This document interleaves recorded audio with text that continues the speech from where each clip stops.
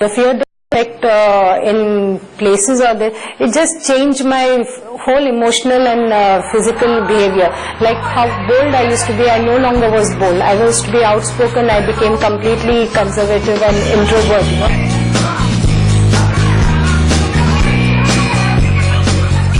It was a single night at a summer picnic that transformed Sunita from a tomboyish young girl to a terrified teenager. We three girls were together. In the middle of the night, suddenly we were robbed by a very young boy of 12 years old. But that incident of, she getting up and saying chor chor, and it was such a fearful thing that I didn't realize, but it was a change of life for me from that point onwards. Sunita's parents hoped that marriage will rid her of her fears, so they got her married to Prakash, a businessman from Goa. We were staying in such a house that it was one wall touching the other. So even if somebody sneezes in the other house, I could hear it. So that played on my fear a lot, and I had become so fearful that even a small noise or anything would make me scared. To her fears was added the insecurity of not being cared for in her new relationship. Though he started a business new, he was concentrating more there, and I felt he was not concentrating on me. So that fear added to that situation, that I'm all alone and no one there around. I didn't have family who I could share and talk to. I had become more of a religious person during that time. I used to say I used to do things to keep me, away from that fear. Sunita tried every means to overcome her tormenting fear, but it only grew deeper with each passing day. I tried lots of different things to overcome that feeling of fear and being alone to handle a situation, but nothing helped me at that time. I used to get motions at the time of so much that I used to feel scared, used to make me physically also sick. In this desolate condition, Sunita's Christian friend gave a book on hope. One incident in the book drew her attention. The cartoon strip was such that during the bomb raid, they were all running around and going into a special place kept for people to hide during the bombs. But this grandmother was fast asleep. So the grandchildren asked her, Grandma, get up. Why are you sound asleep? You're not scared bomb is going to fall. But she said, no, my trust is in my God. He is my refuge and He is my strength. I'm not scared. And she quoted Isaiah 41:10. And I used to reflect that if that situation, if one can be at peace, I think God can help me also.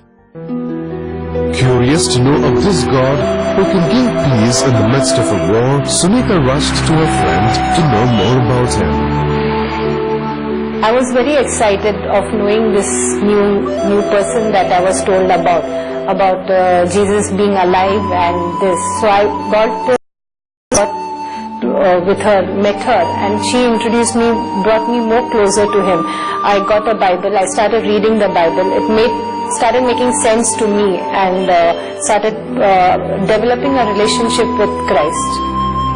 Sunita held on to Jesus with every fiber of her being and asked Him to deliver her from her fear. I told Him I know of gods that I was brought up believing in, but nothing has helped me. But if you truly are God, that tonight I want to sleep peacefully without getting up or being aware of any fear. And I repeated that verse in Isaiah 41:10 that says, do not fear, for I am your God. I am with you and I will be always at your right hand always.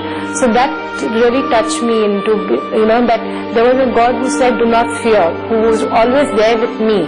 And I just stopped that, it was just an innocent faith of I just said that whoever you are, I want to sleep tonight. If you are really true, then prove it to me.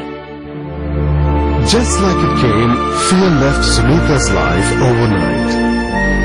Got up the next day, I was amazed that I slept through the whole night, and it really started me thinking that Jesus is truly the true living God. He is real. He's not a person who is high up above or not. He really cared for me. And when I started reading the Bible, I realized that He died for me and He gave His life for me.